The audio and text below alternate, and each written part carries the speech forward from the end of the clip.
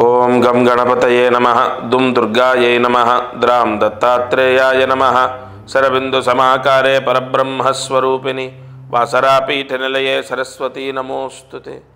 ఓం నమో వెంకటేశాయ నమః. మారుతి అనుగ్రహం ప్రారంభ అక్టోబర్ 2, 2025 విజయదశమి, ఆశ్వీజమాసం, శుక్లపక్షం, శరదృతువు. ఈరోజు దశమి, అలాగే గురువారం. విజయదశమి చాలా పర్వదినం. అందరికీ విజయదశమి శుభాకాంక్షలు. సమస్త విజయాన్ని అమ్మవారు ప్రసాదించాలి. విజయం అంటే ఏంటండి?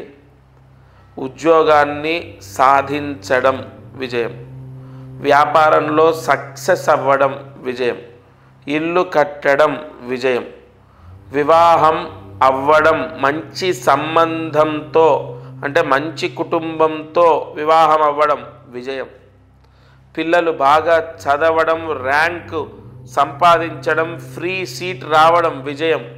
అంటే విజయంలో మీరు చూడండి, మనకు కావాల్సినవన్నీ విజయంతో లింక్ అయ్యే ఉంటాయి.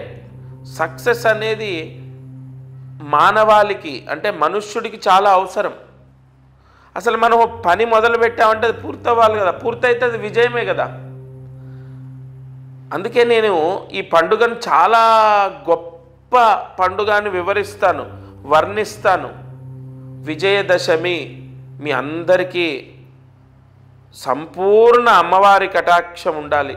నేను మనస్ఫూర్తిగా కోరుతున్నాను. మీరందరూ నా వాళ్ళు రక్షింపబడాలి. సరే, ఇవాళ 3 ఒత్తులు ఒక ఒత్తిగా వేసుకొని ఆవు నేతితో దీపారాధన చేయండి.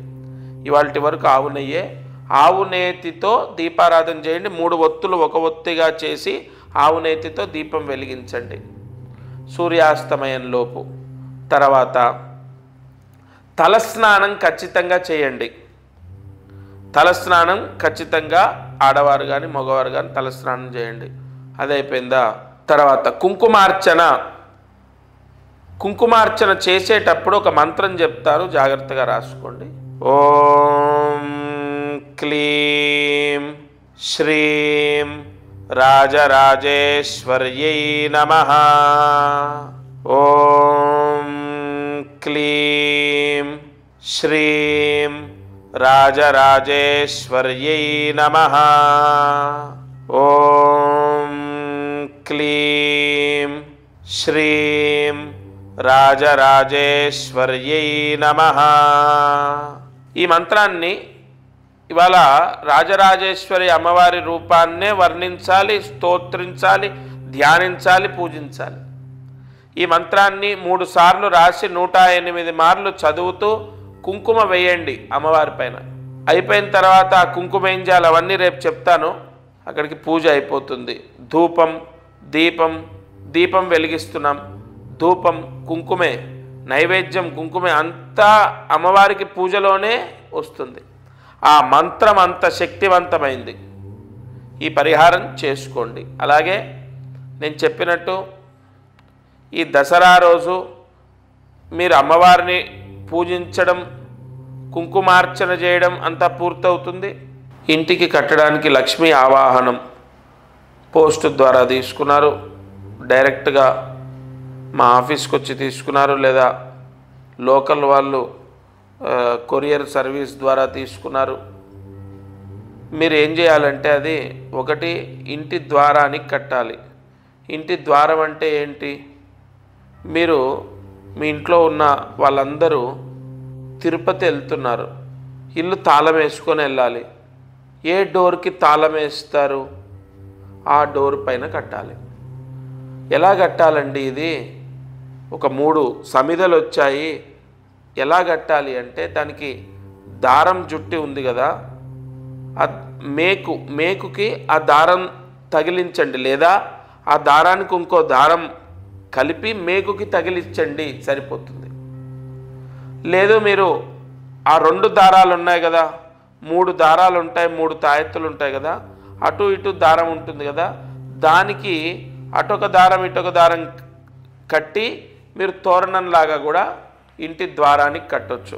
అలాగే ఈ రెండోది అంటే ఒక్కొక్కరికి 2 పంపించాను. ఇంకొకటి ఇంట్లో బెడ్రూమ్ డోర్కి సేమ్ అంతే మేకు కొట్టి మేకుకు తగిలించండి. తగిలించినా సరిపోతుంది. ఇప్పుడు ఇలా నిలువుగా తగిలించినా సరిపోతుంది, అడ్డంగా తగిలించినా సరిపోతుంది, లేదా నిలువుగా తగిలించినా సరిపోతుంది. ఎంతటి పవర్ అంటే నేను చెప్తున్నాను కదా, మీరు నన్ను నమ్మండి. ఈ దసరా రోజు అంటే రాత్రి 9 గంటల లోపు చేయొచ్చు, కంగారు లేదు. రాత్రి 9 లోపు. ఒకవేళ ఏ కారణం చేతైనా రేపు చేయలేకపోతే 17వ తారీఖు శుక్రవారం ఏకాదశి రోజు చేయొచ్చు. సెకండ్ ఆప్షన్గా ఆ రోజు చేసినా కూడా మన ఇంట్లో ఒక పరిపూర్ణమైన ఒక పాజిటివ్ శక్తి ఏర్పడుతుంది. నిజంగా ఆ లక్ష్మీ ఆవాహనం ఇంటికి ఉంటే 1 సంవత్సరం ఉంటే చాలండి. నిజంగా చెప్తున్నాను, ధనయోగం అంతలా ఉంటుంది. తప్పకుండా ఇంటి ద్వారానికి కట్టండి. ఒకటి బెడ్రూమ్ ద్వారానికి కట్టండి.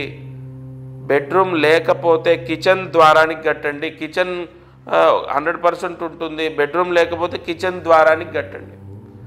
లేదా ఒక మొల ఉంటుందిగా, దానికి తగిలించండి. ఊడకుండా కింద పడకుండా గట్టిగా ఇంకొక దారం వేసి అలా కట్టే ప్రయత్నం చేయండి. ఈ కట్టడం ఎలా కట్టాలి అన్నదానికి ఏమీ నియమం ఉండదు. మీ తెలివితేటలతోని మీరు జాగ్రత్తగా అది కింద పడకుండా మీ ఇంటి పరిస్థితిని బట్టి ఆ శీలను బట్టి మీరు కట్టుకోవడమే. అది ఇంట్లో ఉండాలి, ఒకటి బయట ఉండాలి, ఒకటి ఇంట్లో ఉండాలి, ఒకటి బయట ఉండాలి, ఒకటి ఇంట్లో ఉండాలి. ఈ పాయింట్ గుర్తుపెట్టుకోండి చాలు. తప్పకుండా మీకు యోగం కలుగుతుంది. అందరికీ మరలా ఒకసారి దసరా శుభాకాంక్షలు. నేను చెప్తున్నాను కదా, ఈసారి ఈ పరిహారం తీసుకున్న వాళ్ళు, కట్టిన వాళ్ళు తప్పకుండా ధనలాభాన్ని పొందుతారు. ఇంట్లో చాలా మంచి జరుగుతుంది, ప్రశాంతంగా ఉంటారు, శుభం జరిగే అవకాశం ఎక్కువగా ఉంటుంది. మీకు, మీ పిల్లలకి అందరికీ మంచి జరుగుతుంది. దత్తార్పణమస్తు.